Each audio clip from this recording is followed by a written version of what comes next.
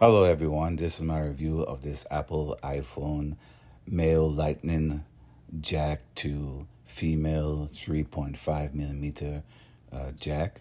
This is so you can use headphones with your iPhone when you have a lightning jack and it doesn't have the audio port on it. It will automatically hook up your headphones and your microphone to the jack if you have a microphone on the device that you're hooking up to it. It works pretty good. I got it because I wanted to hook up an audio preamp adapter with 48-volt phantom power to a XLR microphone to my iPhone, and it worked flawlessly. So I do recommend this product, and I hope this review helps.